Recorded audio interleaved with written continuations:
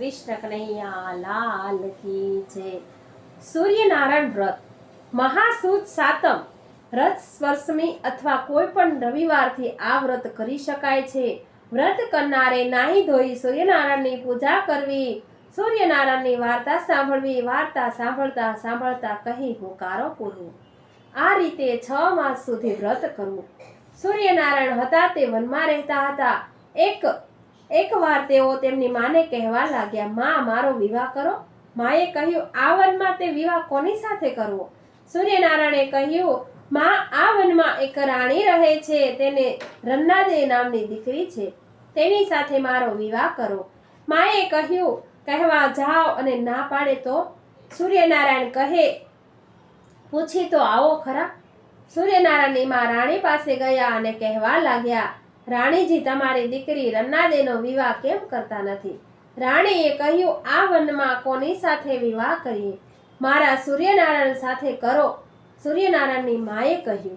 રાણી બોલ્યા, તમારા સૂર્યનારાયણ આખો દાડો નવખંડ પૃથ્વી પર ફરે અને સાંજે ઘરે આવે, ત્યાં સુધી મારી દીકરીથી ભૂખ્યું રહેવાય નહીં। આવા દુઃખમાં મારાથી દીકરી દેવાય નહીં। સૂર્યનારાયણની માં ઘરે આવ્યા। રાત્રે સૂર્યનારાયણ પૂછ્યું, માં વિવાહ કરી આવ્યા ને? ના રે ભાઈ, એ તો કહે છે કે તમારો દીકરો આખો દાડો નવખંડ પૃથ્વી પર ફરે અને સાંજે ઘરે આવે, આવા દુઃખમાં મારાથી દીકરી ન રહેવાય। સૂર્યનારાયણ બધી વાત સમજી ગયા। રાત પૂરી થવા આવી એટલે તેમની માં ફરવા જવાનો સમય થયો। જતા જતા માને કહેવા લાગ્યા, માં આજે રન્નાદે આપણે ઘેરે આવશે અને કલેડું માંગશે, પણ તમે આપો તો તેમની સાથે તેમની માને કહેડાવજો કે ઠીકરી ભાંગશે તો દીકરી લઈશ। આમ કહી સૂર્યનારાયણ ફરવા ગયા।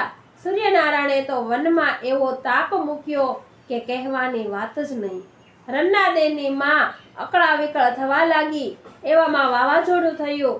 છામમ કરતો પવન ભારે ફૂંકાવા લાગ્યો અને રાણીજીનું સાપરું ઉડી ગયું। સાપરું ઉડતાની સાથે એક નળિયું બરાબર કલેડાની ઉપર પડ્યું એટલે કલેડું નંદવાઈ ગયું। રાણીને તાપ સહન ન થવાથી તેમણે કહ્યું, દીકરી 2-4 રોટલા ઘડી નાખને, ઘી સાકર સાથે ખાઈશું। રન્નાદેએ કહ્યું, માં આપણું કલેડું તો નંદવાઈ ગયું છે, તો જા સૂર્યનારાયણની માં પાસેથી માંગી લાવ, રોટલા ઘડીને પાછું આપી આવજે। રાણીએ કહ્યું। રન્નાદે સૂર્યનારાયણની માં પાસે ગયા અને કલેડું માંગ્યું। સૂર્યનારાયણની માએ કહ્યું, કલેડું આપું, પણ તમારી માને પૂછી આવો કે ઠીકરી ભાંગશે તો દીકરી લઈશ। રન્નાદે માતાને પૂછવા આવ્યા। રાણીએ કહ્યું, ભલે, સાચવીને રાખજે ને શાને ભાંગે છે? રન્નાદે સૂર્યનારાયણની મા પાસેથી કલેડું લઈ આવ્યા અને રોટલા ઘડવા બેઠા। રોટલા ઘડી રહ્યા હતા એટલામાં દીકરીએ ઘી સાકર લઈને ખાધું। તે પછી રન્નાદે કલેડું પાછું આપવા નીકળ્યા। થોડે ગયા તો માર્ગમાં 2 સાંઢિયા લડતા લડતા રન્નાદેને ઓચિંતા અડફેટમાં આવી ગયા અને કલેડું ફૂટી ગયું। રન્નાદે તો ઘેરે આવ્યા, પોતાની માને વાત કરી। રાણી સૂર્યનારાયણની મા પાસે ગયા અને કહ્યું, 2 સાંઢિયા લડતા હતા, એમાં રન્નાદે અડફેટમાં આવી ગયા અને કલેડું ફૂટી ગયું। સૂર્યનારાયણની માએ કહ્યું, મેં તો કહ્યું હતું ને, ઠીકરી ભાંગશે તો દીકરી લઈશ। હવે તો રન્નાદેનો વિવાહ સૂર્યનારાયણ સાથે કરીને જ જાઓ। રાણીએ સૂર્યનારાયણ સાથે રન્નાદેનો વિવાહ કર્યો અને ગોળ ખાઈને ઘેરે જઈને રન્નાદેને વાત કરી, દીકરી તારો વિવાહ કર્યો। રન્નાદેએ પૂછ્યું, કોની સાથે વિવાહ કર્યો? રાણીએ કહ્યું, સૂર્યનારાયણ સાથે। સાંજે સૂર્યનારાયણ ઘરે આવ્યા। સૂર્યનારાયણની માએ કહ્યું, ભાઈ તારો વિવાહ કર્યો? સૂર્યનારાયણે પૂછ્યું, કોની સાથે? સૂર્યનારાયણની માએ કહ્યું, રન્નાદે સાથે। સૂર્યનારાયણ તો રાજી થઈ ગયા અને કહેવા લાગ્યા, માં જઈને કહી આવો કે કાલે સૂર્યનારાયણ પરણવા આવશે। સૂર્યનારાયણની માં રાણી પાસે ગયા અને કહેવા માંડ્યા કે સૂર્યનારાયણ કાલે પરણવા આવશે। રાણીએ કહ્યું, એક દાડામાં મારાથી સગવડ શી રીતે થશે? એ બધું મારા સૂર્યનારાયણ કરી લેશે। એમ કહી સૂર્યનારાયણની માં ઘરે આવ્યા। બીજે દિવસે સૂર્યનારાયણ ફરવા નીકળ્યા। રાણીના રાજભવનમાં સાધન સામગ્રી ભરાઈ ગઈ, કોઈ વાતની ખોટ ન રહી। બીજે દિવસે સૂર્યનારાયણ અને રન્નાદે પરણી ઉઠ્યા। રાણીએ મનગમતી પહેરામણી પહેરાવી, રન્નાદેને વિદાય કર્યા। રન્નાદે ઘેરે આવીને સાસુને પગે લાગ્યા। આમ સૂર્યનારાયણ નિત્ય સવારે જાય અને સાંજે આવીને તે પછી રન્નાદે જમે એટલે રન્નાદેનું શરીર સુકાતું ચાલ્યું. એક દિવસ રાણીએ રન્નાદેને પૂછ્યું, બેટી તારું કેમ શરીર સુકાતું ચાલ્યું? રન્નાદેએ કહ્યું, સૂર્યનારાયણ સવારે ફરવા જાય અને સાંજે ઘેરે આવે. એ જ્યારે આવે ત્યારે જમવા મળે. રાણીએ કહ્યું, તે એમને કહેજે કે સાકરનું પાણી પીને જાય એટલે તને ખાવામાં વાંધો નહીં. બીજે દિવસે સૂર્યનારાયણ ફરવા નીકળ્યા ત્યારે રન્નાદેએ કહ્યું, આટલું સાકરનું પાણી પીને જાજો. સૂર્યનારાયણે કહ્યું, નવખંડ પૃથ્વીના જીવ માત્રનું પૂરું ન થાય ત્યાં સુધી મારાથી પાણીએ ન પીવાય. એમ કહી એ તો ચાલતા થયા. રન્નાદેને થયું કે શું એ નવખંડ પૃથ્વીના જીવ માત્રનું પૂરું કરતા હશે? લાવ એમનું પારખું કરું. એમ વિચારી તેમણે એક કીડીને ધીમેથી દાબડીમાં પૂરી દાબડી પાણીયાને ઉપર મૂકી.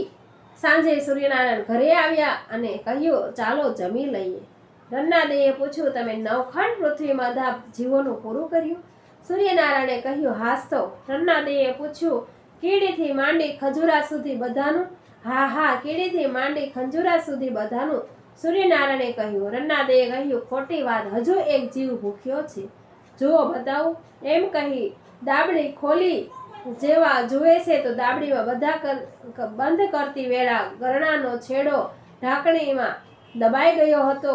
ઉઘાડીને જોયું તો પોતાના સાંદલાનો ચોખાનો દાણો તેમાં પડી ગયેલો.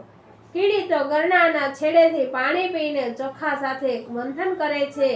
આ જોઈ રન્નાદે તો વિચારમાં પડી ગયા. સૂર્યનારાયણે કહ્યું, જોયું ને, કીડીથી માંડી ખાન ખજૂરા સુધી છે કોઈ ભૂખ્યું? આજે તમે મારા પર શંકા કરી તેથી હું તમને શ્રાપ આપું છું. તમે રાંધો તો એ ઓછું પડશે, ભૂખ્યા ને ભડતા રહેજો.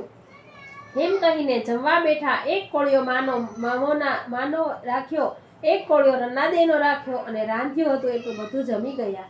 સાસુ વહુ એક કોળિયો ખાઈને ઉઠ્યા. બીજે દિવસે સૂર્યનારાયણ પાછા ફરવા ગયા.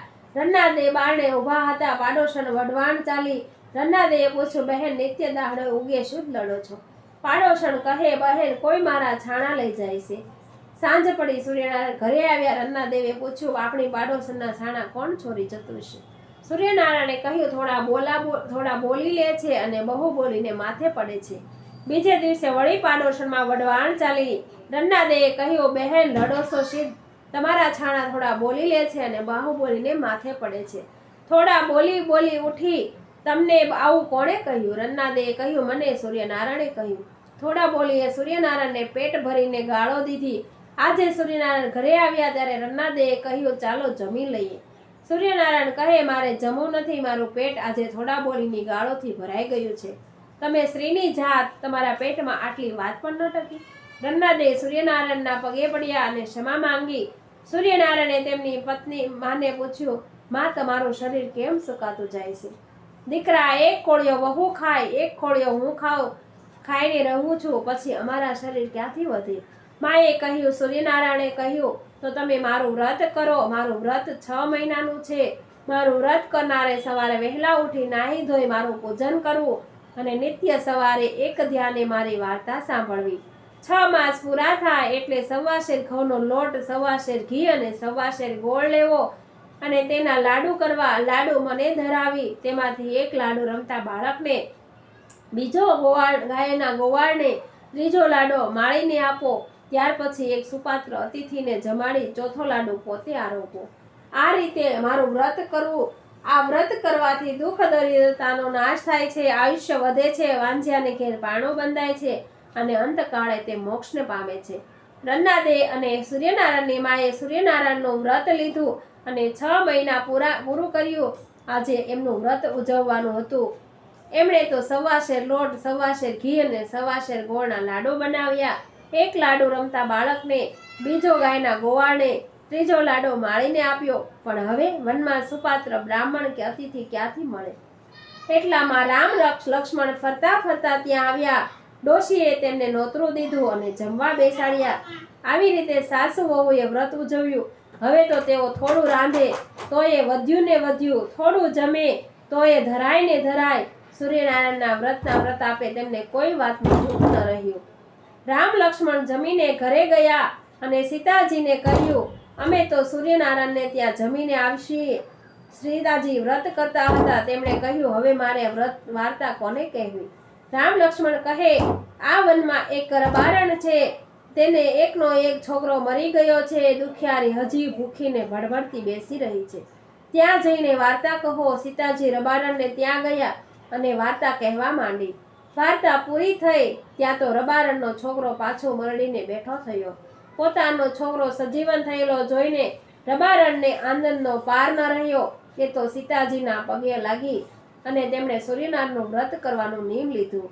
જય સૂર્યનારાયણ. જેવા બધાને ફળ્યા એવા અમને સૌને ફળજો. બોલો કૃષ્ણ કનૈયા લાલ કી જય.